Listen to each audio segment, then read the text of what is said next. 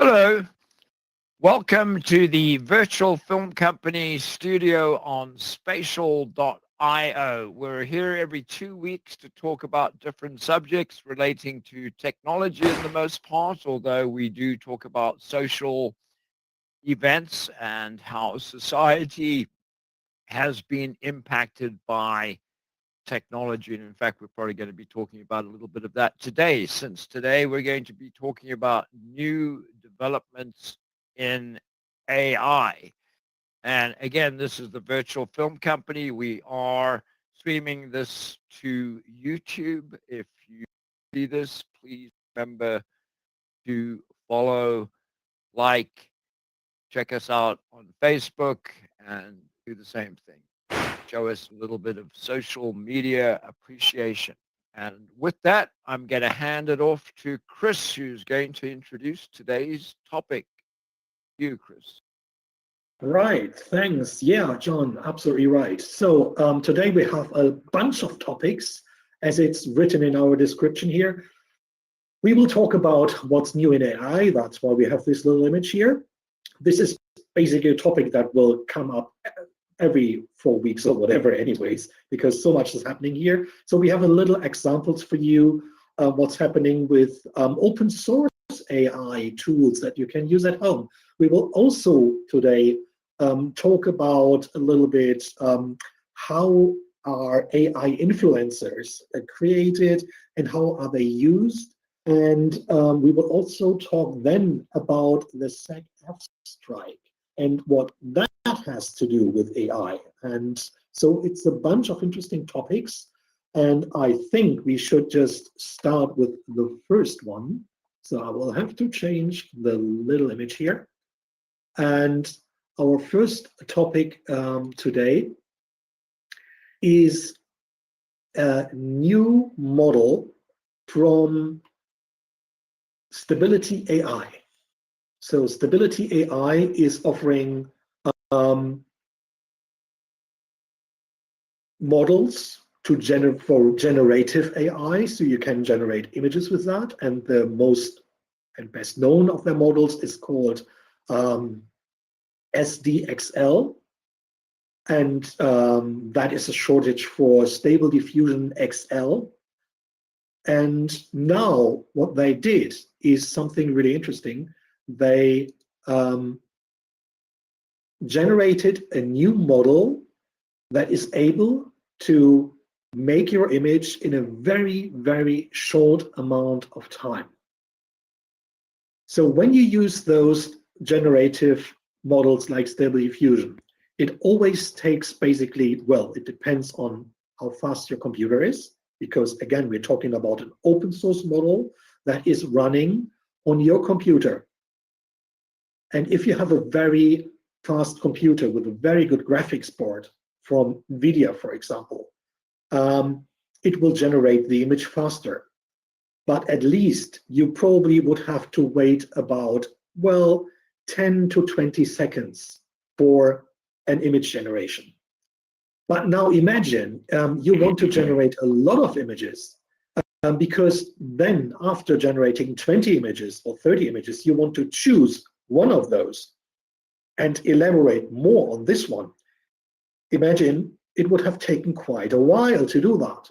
So now we have this new model called SDXL Turbo, and this one can generate images within a half of a second. So it's incredibly fast. So imagine now you are a set designer, or you are someone who wants to create a new type of vision of science fiction movie or whatever kind of stuff. You can go use this this SDXL Turbo model, and let it create hundreds of different images, and then choose the one that is the best that you think fits your ideas and elaborate on this image. So this is a complete new type of working with generative art. It wasn't possible before because it took a lot of time. So John, I mean, you generated thousands and thousands of images. What do you think? What do you do with it?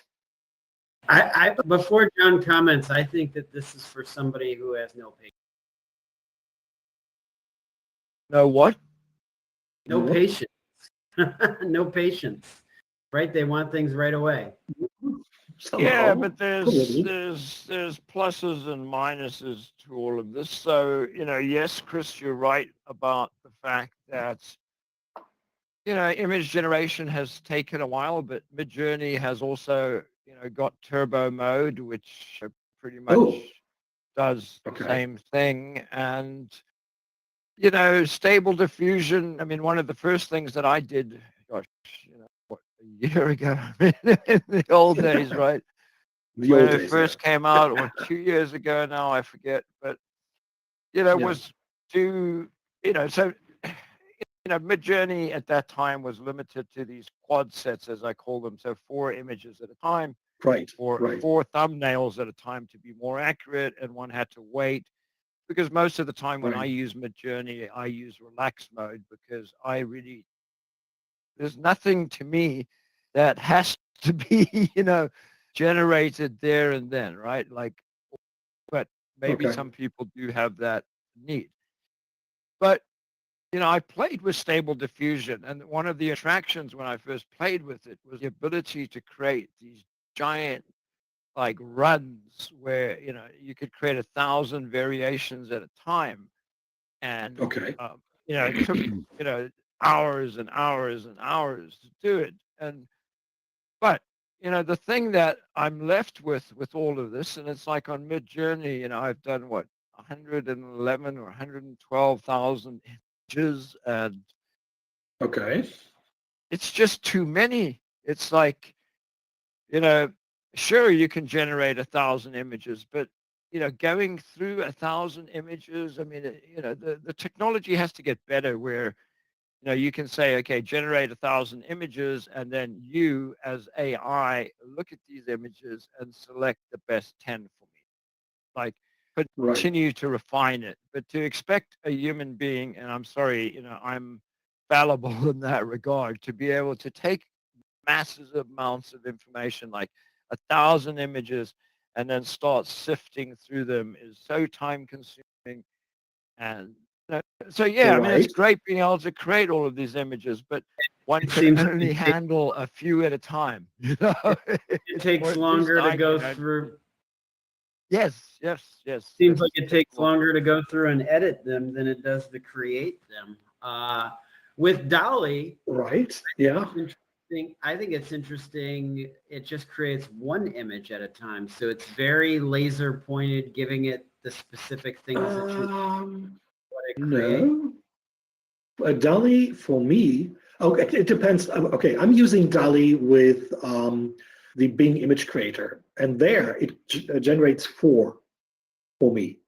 So Okay. Yeah, you on you, Bing you it use generates 4. On Bing it generates 4. But you bring up an interesting question here, Eric, and I haven't tried this yet. Is to tell we're, I guess, talking about using Dolly through GPT, yeah. and the thing about that that's interesting, that I think sets it apart right now from all of these other interfaces, whatever, stable diffusion, whatever, is that you can tell GPT to create an image. Then you can tell GPT to create a variation of that image, or say, okay, no, I don't like that color, or change the color. And it doesn't Exactly. get it right perfectly, or even close to perfectly, but it shows the potential of being Mm. able to create the stuff using natural language. And I mean, today there was a company that got some funding that they're working on some methodology to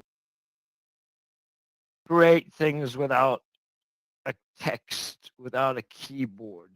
Somehow, and it Okay. wasn't even clear from reading the article exactly what the somehow was, at least to me. It was like, yeah, we got some money that's going to enable artists to create without having to type in text prompts on the keyboard. And I'd love to know the rest of the story. If anyone knows about this technology that was, announced today or yesterday, that Is it this just company is telepathic? working on. Is it just you think it in your mind? Actually, I do want to I did pull up DALL-E at the GPT chat, and I asked for 4 images, and Okay. it gave me 4 variations. Oh, nice. So You just have it'll to be only give you friendly and one. ask. Yes, exactly. You got to be specific with it, but yes, it did generate it like a Mid-Journey image.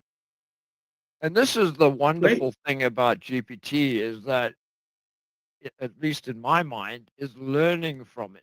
That, oh yeah, you can do this. And now it's like, Yeah, but I mean, the really important point here, I guess, Eric, you wrote like, please generate 4 images. Is that correct?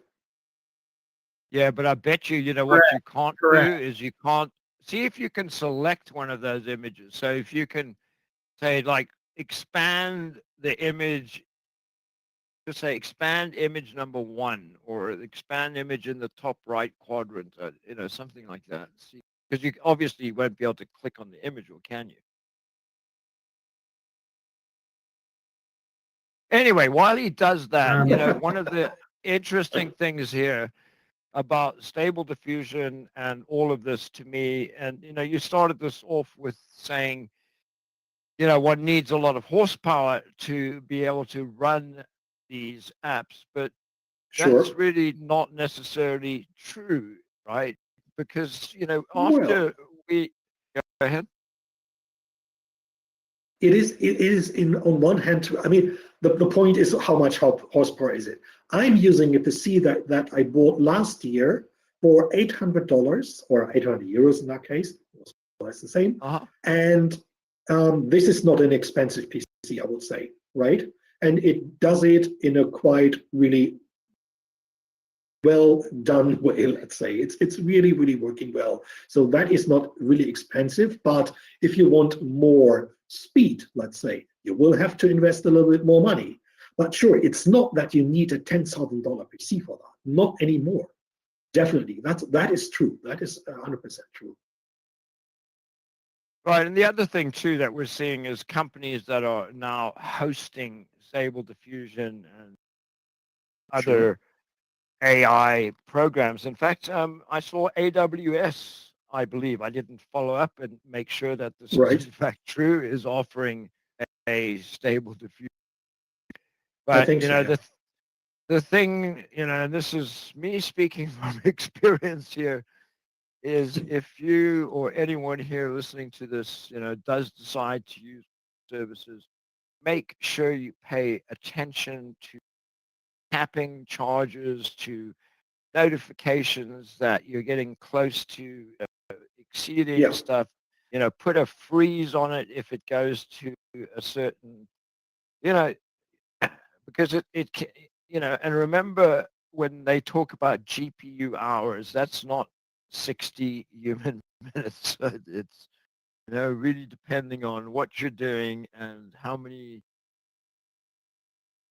processors this is all spread over. So yeah, you have to, if you use services, if you're renting something in a cloud service, you need to be not maybe an expert, but you need to know exactly what you do there. So I wouldn't recommend that for someone who just does that for fun in between. There are so many other platforms that you can use also in parts for free. Use Big Image Creator. There's so much stuff out there. This Stable Diffusion is a model that and that's the interesting part, for people that they can run it at home and they can do whatever they want. You are not restricted in any case, and no one will see your images. So if you have something very secret because you're developing a new car or a UFO that no one should see before you come to Earth with it or whatever, right? You can do that with this model and design it or whatever kind of stuff. So it always depends on what do you want to do and how you want to do that. But I think we talked a lot about DALL-E and ChatGPT and those services from OpenAI. So I think it's always important also to show the people the open source alternatives, right? Always have the eye on both worlds, in my opinion. Yeah, no, definitely. I think open source most often means that you don't have to pay somebody continually every month. For example. And, you bring up one of my pet peeves, unfortunately, you remind me of this, is that, Midjourney continues to have, unless you pay them more, this concept of community where anything that you create is part of the community. And as you say, Chris, you may not want to be, it's the only platform out there that does this. For example, Night Cafe, right, which uses Stable Diffusion and a few other things, and it gives you the option of what you want to use. It's very Midjourney-like. They will let you post stuff to the community, but everything you create is not automatically posted, which I understand the thought of communities and democratizing art and all of that, but it's a really uncomfortable, and that's one of the reasons that I personally am using Midjourney less and less. Right. I mean, that is absolutely correct, John. And that's why I say it's so important for yourself when you use these tools to know what is your goal? What do you want to do with that? Is it worth it to pay a lot of money for that? Start with the free ones. I'm the freebie guy. I have to say, I'm using a lot of open source. I'm using a lot of things for free just to test it before I would pay money for that. So, I mean, I think today in the AI world, people can find a lot of different approaches here, and that's a great thing at the moment, I have to say. Right. So that is. So I want you guys, but just to circle back around. So when I wanted to pull one of the 4 images, it just recreated the image as well. So it's not, it's still learning. It's not quite there, but it's interesting to see the way it evolves and changes. Well, did you ask it if it can reproduce an image and tell it where that image is in the quad? So I didn't. I wasn't specific that I wanted it reproduced. So there will just need to be more experimenting on this, but. Yeah, but you could actually follow this experiment through right now and put an end to it. But I'm afraid we don't have that much time to go. Exactly. We have so many other topics. Yes. So let's keep we going. can talk about that next time. No problem at all. Right. So I just have, in my presentation, I have a little image that I'm not showing here in spatial now that shows the variations of images that were created with SCXL Turbo. And it shows that you can generate in 10 seconds 16 images and then choose from them. So that's the power of XDXL Turbo. But now let's go to the next one. And the next topic has also to do with stability AI, and that is stable video. So stable video is another model coming from the same company in this case, right? From stability AI. And that one is able to generate videos. And John, I know we already had a stream about video from AI, and you did music videos already and stuff like that, and you experimented with different platforms and models already. So how do you see the development of AI video at the moment? So, it's going in 2 directions, basically. In one direction is video that very much mimics that shot by a video camera in that it's sharp. You can enhance it by adding styles to it, but it's smooth, and any kind of camera movement is smooth. And then there's the school that believes that video that's morphing and, but to me, and this is where I think stable video comes in, is that it produces beautiful video. And other companies that are in that space right now are Pika Labs. And last night I went to the Labs onboarding for the new version, and they're doing some amazing things. But Okay. any company that can produce stable video, and I think that's, that should be in quotation marks, because the video, Great. I mean, this is something that's an opinion of mine, right? There's people out there that like certain things, and I can't argue with what you like, but to me, if the video is shaking and shimmering and morphing, Right. it just takes away from it. The beauty is the I don't know. visual to me. Sometimes the Oh, way here's things one. morph, it's Okay. really amazing. I don't know. I think it can be Well, amazing. no, it can be amazing, but it can't just be, that's why this video is called video, because it's shaking and like slowly moving, transitioning into nothing. There's no cohesion even. And I Weird get, shit happens. And but you can do some no, really cool transitions with this morphing stuff. That in my opinion, I think some of the transitions are really cool.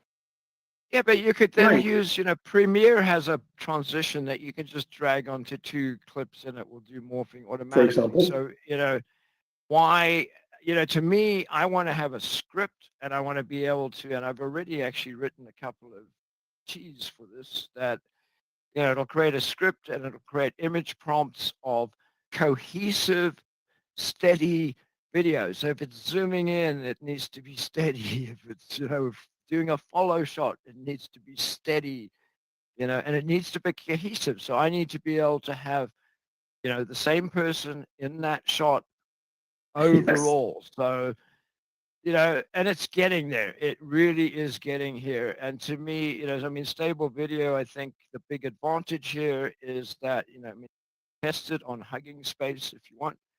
But Right. the plan is that you're going to be able to run this locally, although you're going to need some horsepower to do it. Exactly. That's what I have to explain now again, technically. Well, it's again about the topic, well, how much power do you need to run it? And on stable video, it's really like you need a lot of power to run it. This is at the point where, at the moment, most people will not be able to run this, because I think there is a version where people said we can run it with 24 gigabytes of VRAM. And that means RAM that is on your GPU, on your graphics board. And not too many GPUs have 24 gigs, and it's the border, the minimum, right? So the big professional cards, they have 40 gigabytes, 80 gigabytes, but those cost $16,000, whatever. You probably don't have that at home to play Sims. I don't. So in that case, yeah, really stable video is something at the moment that you probably have to use via a platform like Hugging Face, as John said already.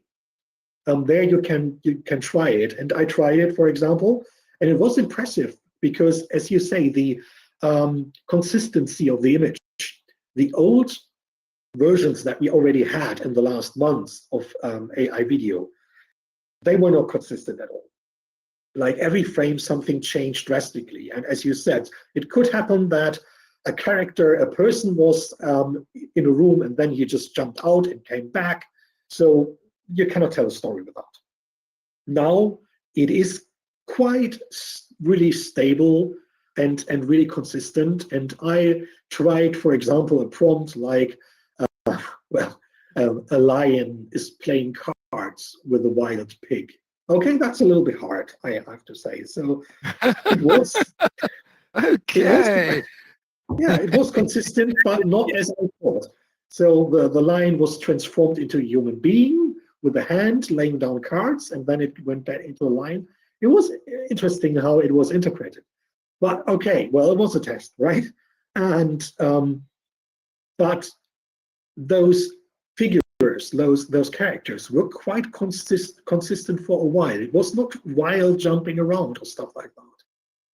Again, it's amazing when we think about that. The last time you talked about this is 5 months ago. John, when did you do your music video? 5 months, something? Yeah, but it's interesting you bring that up, because even I think I probably said it then, and I'll say it again now. And that is that these tools have evolved so fast that what I Yeah. did then was, and there's some people that look back, and I totally disagree with this as well. Looking back at something that was, in my opinion, if you, I mean, it was great, I think, at the time, right? But looking back at it in any way, Right. shape, and form is wrong because it's just, Yeah. it was Very interesting. experimental.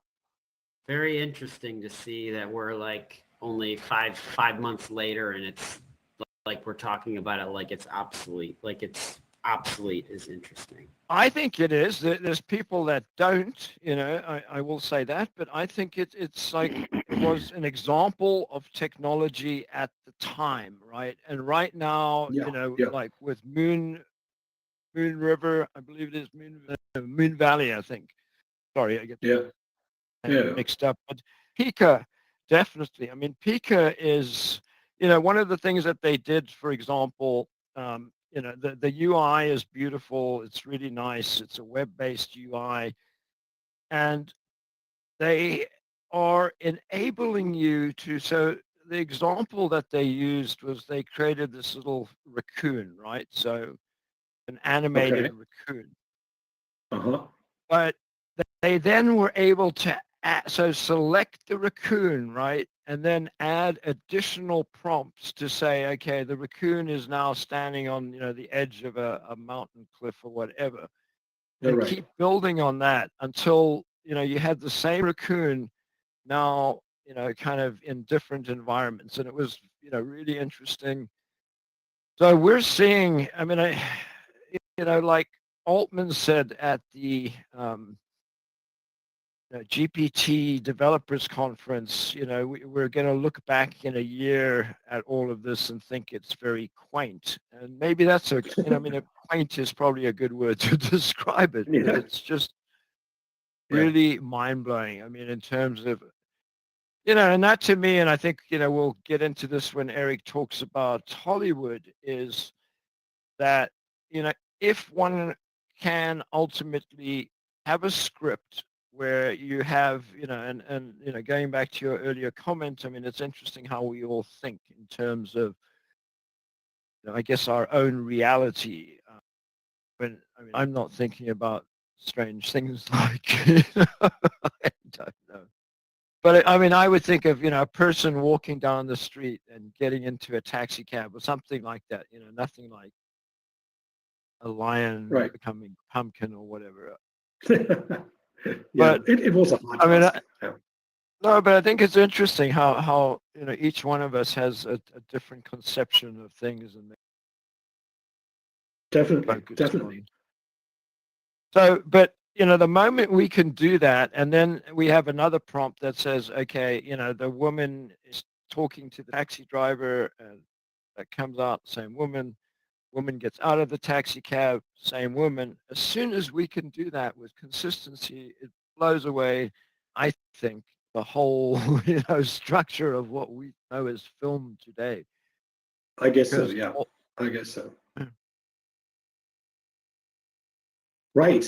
Yeah, we have to jump to the next topic, I guess, because we could talk about this for a long time. yeah, But we could. yeah, another thing we wanted to show, and that is about large language models. And I'm jumping over here to the presentation. And this one is called Llama 2. And there is a model called Llava.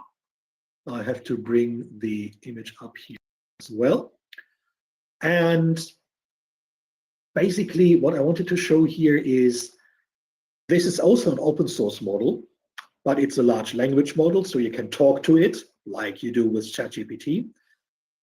But the point is this model can also run on your PC at home, and those models are getting smaller and smaller. This one here is just using 4 gigabytes in file size. When you download this whole thing, the whole AI model is just 4 gigabytes on your hard drive. It installs automatically. You don't have to do too much. And this model is not just answering questions. So what I'm showing here is it can analyze images. And on such a small model that could technically run on a mobile device, so we are not too far away from running those things on a smartphone. There's some time we'll go before we do that on tablets and smartphones, but it's not far away. And I just wanted to show the quality of, let's say, of what this model can achieve here. You guys see the picture there. There's a robot in a diner, right? Yep. Can you see it? Right. So yep. Probably you cannot read what the model wrote about it. So I asked the model, what do we see on this image? And now this is the answer from this 4 gigabyte AI. He looks hungry. Yeah, somehow. So the answer is the image features a robotic character, possibly from the movie Iron Man. That is not true, but it's a great, interesting point.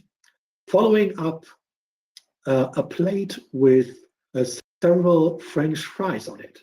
Yeah, correct.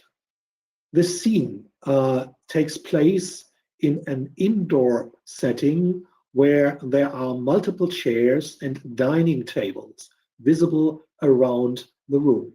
A cup can also be seen placed near one of the tables, and you see the cup, but it's on the edge, of the image. That it saw it's a cup. It's incredible, my opinion. And then it adds the presence of various objects like cups, chairs, and dining tables suggest that this might be a restaurant or cafe with a futuristic atmosphere. In my opinion, I mean, again, this was done in, I would say, 7-8 seconds or maybe 10 seconds on my quite simple PC, right?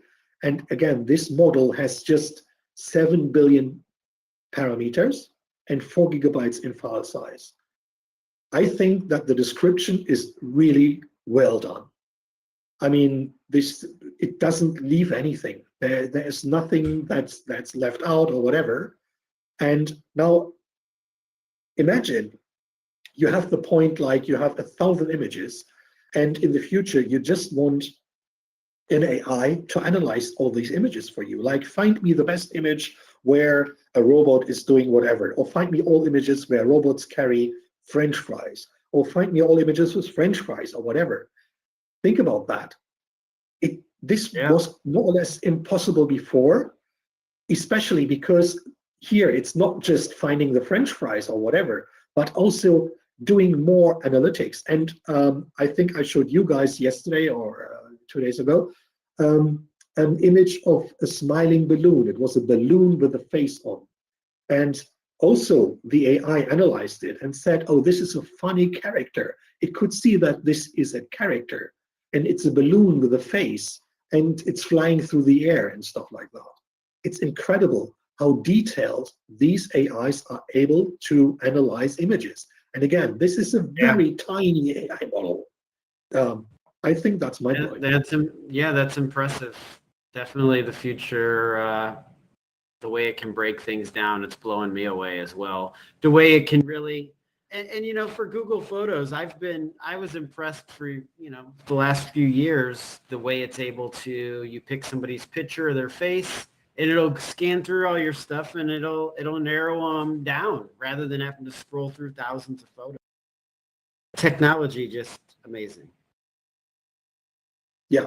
Yeah, and you know, the image interrogation here, I mean, it's similar to Clip Interrogator and Midjourney's Describe feature, but what I think is remarkable is the little amount of memory, if one can say that. I mean, remember the days when 128K was considered to be enormous. And 4 gigabytes would be monstrous, you know, back 30 years ago. Yeah, that's totally monstrous. And interestingly enough, you know, after we talked about this topic, I happened to see an article about someone that I believe, not sure what language model it was, but could have been Llama. I don't remember which, and I would have to find the article. Actually was running this on a Raspberry Pi. And I think you mentioned that. Right. They had Yeah, exactly. photographs of it all. And, which really inspires me because, one of the, you know, the closest, I guess, we can get to digital AIs right now, in Alexa, who's been for many, many years Yeah. to me in terms of how stupid she is. And, I think it would be amazing to actually create a personal AI based on a Raspberry Pi to replace Alexa. So, Exactly. And it wouldn't take too much memory and it wouldn't take too much power, right? Those systems Yeah, are consuming but 10 but watts or but whatever. It's incredible. let's be real here. What they're going to do is just do an update on Alexa and add in and drop in all this extra intelligence, a supercomputer in her, and all of a sudden she's going to Oh, be really probably, smart yeah. one day. They spent I guess so, yeah. money. They spent too much money branding her to, not have these technologies. They're all going to get much smarter. I would guess so, yeah. I would guess so. No, so this is in addition to our open source excursion today, right? So if you're interested, it's called Llama 2 Lava, and it's the 1.57b model. You can download that on Hugging Face and play around with it. There's not much that you need. You can download it, and it installs itself into your browser, and you can work with this. And when you close the browser, it's gone. It's incredible, and it's always worth testing. But I'm sure in 2 months there will be something much better and more mind blowing. So there's no end to that. But let's do Or not. they'll just reach another. They'll just do another update of it, and it'll get better. Probably, right. But we have another big topic coming on with the SAGAfra strike and also virtual influences and so on. And we should go on, in my opinion. We should proceed. Yeah, let's go. yes, Right. sure. So AI avatars. I have to change the image here as well. Well, we already talked about that in several countries, we already see the usage of AI avatars, for example, in the presenting of products. So we all know shopping television probably from QVC and HSE and what the heck. I mean, for a long, long time. And now, I mean, present your products, but don't use a human being for that. Just use an AI who's then broadcasted whole time. And if you change your product, you just change the text. Like, no, our whatever pancake maker is a little bit bigger or faster or what the heck. And the AI will just, yeah, present that text and you move on. So basically, you don't need a studio, you don't need cameras, you don't need nothing. You just need an AI trained, and that one is taking the job of a presenter. Oh yeah, it's coming for sure. This is powerful. Well, it's not coming, it's here, I believe. It's I here. think we're seeing more and more of it. In fact, That's the point. I'm sorry that I don't keep up with musical people, but I do remember what's his name, Ozzy Osbourne, right? Oh, That's the singer, right? So He there was is another singer, a female singer who I can't remember the name of, that I read today has made an offer, and I don't know what the offer is. I didn't read that part either, but to use her virtual persona, some sort okay. of act with Ozzy Osbourne. So, I think we're seeing, Ooh, more and more people Yeah. actually creating these virtual personas of themselves. And hey, if they can just kick back and let people use their virtual persona, man, good luck to them. I think it's, the big thing is public acceptance. Is there going to be, are people going to rise up in the streets when they realize that, here we go, another Well, couple of million jobs because, yeah, that's the first point for me is when you take a look at that picture and you see that smartphone and the impression that Mhm. that looks like a normal scene. First, Yeah. people will probably not recognize that those presenters are AI generated, right? That's the point, right? They Yeah. can generate any kind of person, the person that fits best to the region where they're presenting their product, because they know, oh, in this area we have someone who's blonde with blue eyes and looks younger or older or whatever, right? They can have 100 presenters, right? For the no, special for sure. And, audience. I think at some point people just don't care. It's like their brains are almost switched off and they're seeing and hearing the message without really, criticizing how it's being delivered. So, yeah. Yeah. I went on today and because I knew we were going to talk about this, and I seen one of these generators is called Hey Gen, and I clicked on it, and it advertised that it could have a video for me in 5 minutes. So I was like, really, 5 minutes? That's all it's going to take. So actually, like, I clicked on the thing, read the first prompt, and then I brought out my timer and I started the timer because I really wanted to see, because these people want to advertise that it can only take this long. And you got to read things and see how things go and watch some videos. So it did take 13 or 14 minutes to do the overall thing.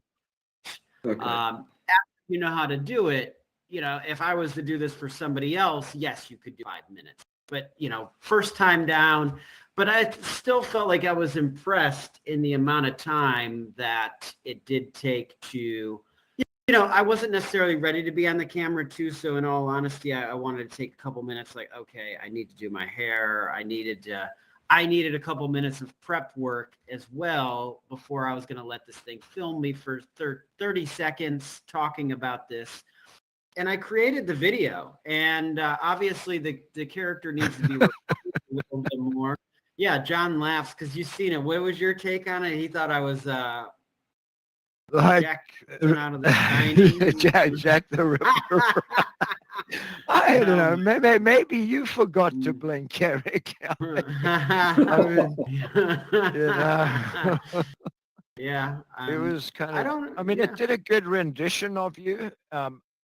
But other than the blinking, I would say it was really good. And for me to do something like that, in Character Creator, iClone, would take, between an hour and 3 hours, depending on how organized I was. So, if one can Yeah. generate those in 15 minutes and they look good, until now the selection has been limited, and that's, been my concern, but the ability to actually create a character in there adds to it. But if the character can't blink, I'm sorry, it just right. looks weird. So, And yeah. Fair enough. So like, to me, I felt like one of the takeaways that I thought was impressive was this. It took 30 seconds of me speaking.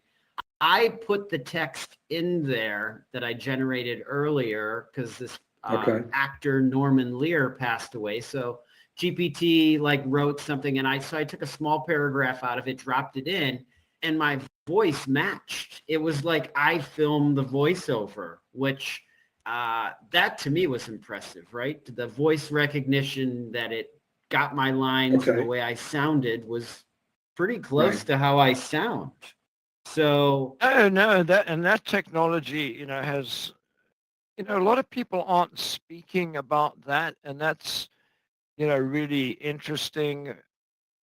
One of the services I subscribe to is 11 Labs, and that's one of the features that they offer is being able to create basically a voice print and reproduce your voice on demand. So you can type in anything and it will create an audio file. Yeah. Fine, So the too.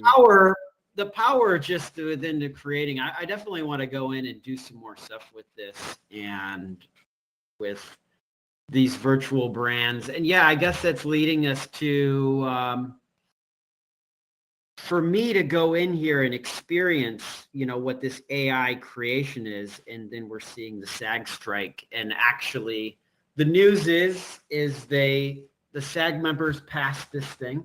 So it was pushed through, and Fran left me a voicemail yesterday encouraging me to vote, and they wanted everyone to vote yes. So 78% of people voted yes. Honestly, after I watched a video that really broke down the nuances of this, and I know everyone wanted to get back to work, but what I felt is I already felt this thing was going to pass, but I just felt like there was more that could be done for the actors within all of these things. There's some definitely interest. Go ahead. Yep. Wait a second. I think it's important for all the people that are not that familiar with what's going on there to describe them. What did you vote for, and what's the decision? Can you explain that in detail? So the few of the major things is they obviously needed a rate increase because of inflation. So I really don't want to break down all of those numbers. It looks like they gave them, 11% more in wages and supposedly $1 billion more in new compensation based on what they were doing. Supposedly they're going to be just paying actors for different things that they're doing within this stuff. But what I want to go into, obviously the big sticky subject is artificial intelligence, what's going on with that. And that is going to be very interesting to see how, with working with this technology that I'm working with today, how these studios will be able to go and bring these old characters of old back to life with their trusts and whatnot. I don't know what kind of ramifications are going to be with that, but new actors are about to have to compete with like a Charlie Chaplin and a Marilyn Monroe. So like, welcome, because these people of the past, they're going to come back. They're going to be in some movies. You're going to see, which is really kind of mind-blowing for anybody watching this, like, how are they going to do this? But you're seeing with what I just went in and did, if they have somebody's voice recorded for X amount of period of time, they could regenerate it. They could put somebody in a scene, and maybe they need an exact motion of something. Well, they could put somebody in a motion capture suit and make them walk or do an exact hand motion of what would need to be done to sell the scene. But for branding and all of that with these characters, with their likeness, if they can create ads for all of these people, like, it's definitely about to be very interesting within all of this stuff. Because what I feel like with whatever they're giving people, they're just like, yeah. And it's like kind of the same thing with the writers. They're like, yeah, because this artificial intelligence, people can say they're not using it or to what extent, but there's people that are going to be using like a chat GPT to write scripts because it's the perfect assistant. It doesn't talk back. It'll give you another version. It'll make adjustments and changes, and you can just keep having it do the heavy lifting. And I mean, it's really freaking impressive. And I know a lot of writers are like, well, this isn't right. Well, I don't know. I feel like this is the future, and we just need to embrace this. The people who are going to embrace it are going to excel, and people that want to believe that this stuff is just, this is not for me, and they're going to get left in the dust, because we're 1 year in on this kind of stuff, and it's just really mind-blowing of what's happening. Right. So now when we think about what we saw before, like these influencers, let's say, selling stuff, I mean, actors are not just doing big movies or whatever, like the big art. And I guess that this type of art, if it's theater or films, people want to see the real person there. But all these little things like series and whatever, kids programming, I don't know. There's so many possibilities to use AI in. What do actors think about that? Like maybe you just impersonate a character once and then it's used for the next 100 years because it could perfectly be recreated all the time. How do you get paid for that? Or is there any plan for protection or whatever? I think that that's where they're really up in arms, is because they could do like for me, even some of the movies that I've been in, they pay you for 1 day's worth of work. You get no residuals, for like some of this hand double stuff that I did of like big actors, and it's in a big movie. No even though you're part of the union, no residuals. You just kind of like did the work for 1 day, and that's kind of what you get paid. So it's like, I don't know what that should necessarily be, but again, there's people putting themselves out there, even, background people, which, how they're going to recreate scenes in the future with that, to fill a stadium with people to do a background shot, or to, how many people do you need to do these things, from a budget standpoint?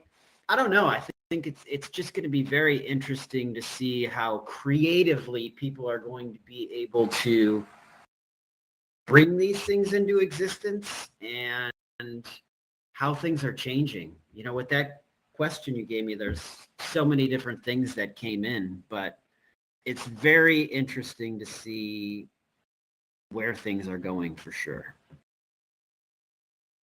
So basically, what I heard from your answer is that you say, well, sure, it's the future. I think so too, and we have to deal with it. But how do your colleagues, the people you're in contact with, how do they see that?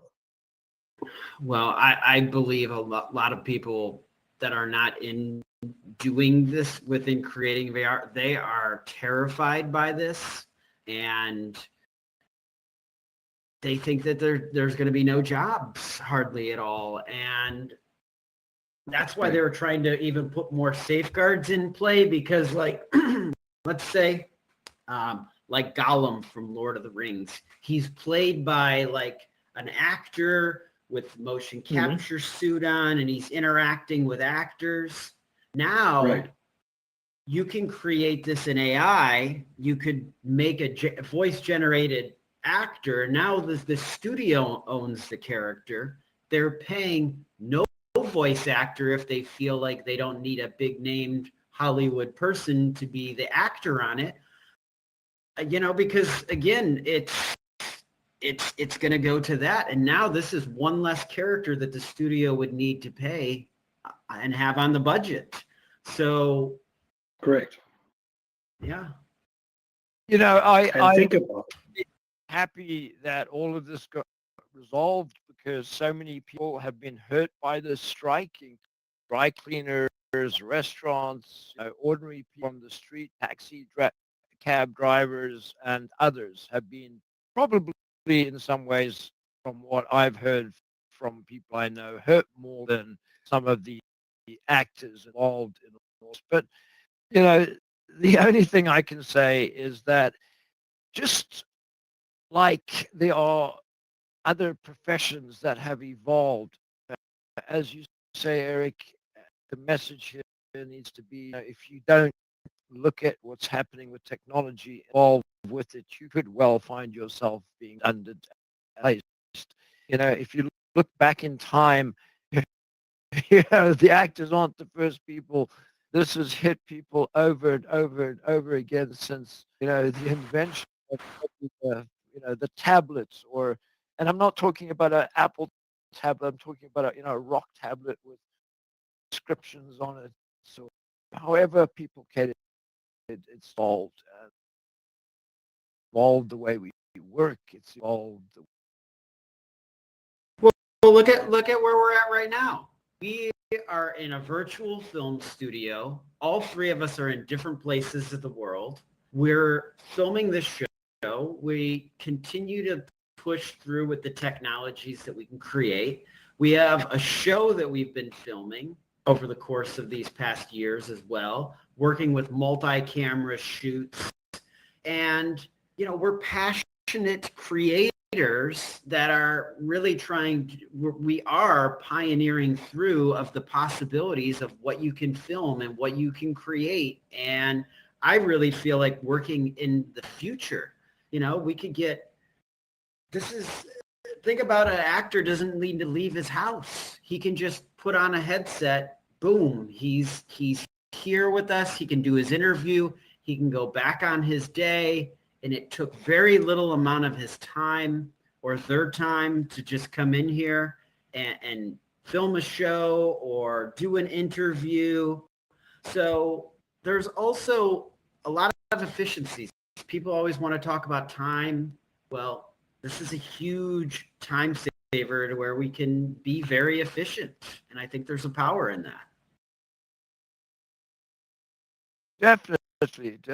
Well, we're coming up to time here, but just on that point, I've recently involved filming productions both in R and in Unreal virtually with some very, very, very lifelike characters, and that's been beautiful. So I think we're rapidly moving. Closing comments, Chris?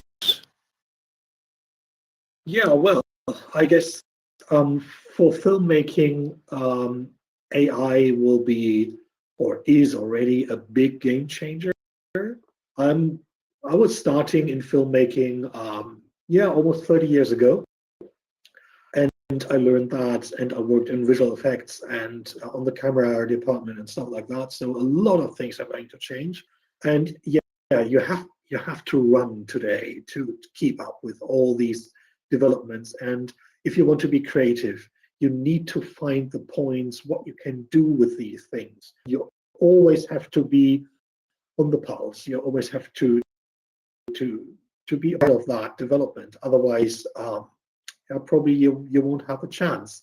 For the younger people, I guess this is something that they know, and it's a natural for them. For the older people, it is probably more problematic in the end. The only thing I can say is there will always be a place for the classic way of filmmaking, and I see a lot of possibilities for the new ways. So hopefully, in the end, it will be more work for everyone, so they can do the classic stuff or the new stuff, and let's see how much we can get out of that. 100%. No, definitely. And agree. ironically enough, Kodak just released a Super 8 film camera. So, as you say, there's always going to be people that are nostalgic about these technologies. Yep. No, nice. Good. Just for Christmas.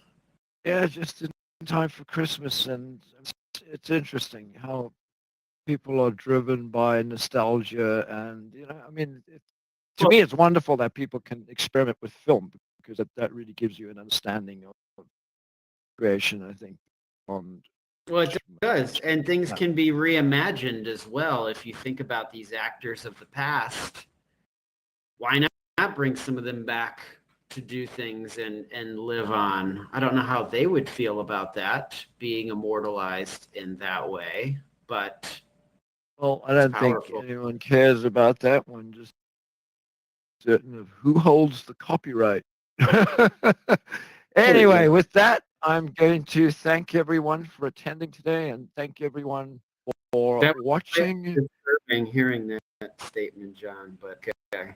Like the way, like who cares? Like to me, it's like I don't know. It's the integrity of that person, of who they were, what they stood for, and now if they're needing to portray things that they would not stand by, and that's I think that's a very sticky point to where I think that even the actors that are living now are going to have things in their likeness that would be attached to their trust, that anything Well, that's generated the in whole thing, is AI that and AI would not be licensed to certain things, because yeah, I but think that's that's the going to be point, important. Eric, is that, you know, it doesn't really matter what, you know, I mean, Marilyn Monroe, yeah, cool. But I don't know. But as you say, you know, it all depends on who owns that. And there are so many, I mean, I was looking at, you know, and we're running over time here, you know, things that are in the public domain. For example, you know, Tintin was one of my favorite books as a child. And that, you know, is, I found out, is definitely not in the public domain. And I also found out, you know, some things about why there were no more Tintin books. And that's a really interesting story in itself. But, you know, For a another story for day. another show. Yeah. All right. All right. So this was good. Thank you, guys. Yeah. Thank you. Everyone have a great day. And please check out our YouTube channel at Virtual Film Company, where you can take a look at what we've done. And we're also always continuing to look for people that can assist us in filming, getting involved in production work, whatever. Every second Wednesday, we film in Space VR. We're looking at Resonite as well. And join our little actors troupe. Just check out our YouTube channel. There's information there if you look at the description, or a post, or a non-profit based in Michigan, USA. So thank you. Have a wonderful day. Even Thanks a lot. See you next time. Bye-bye. Hey, Ned, thank you for joining us.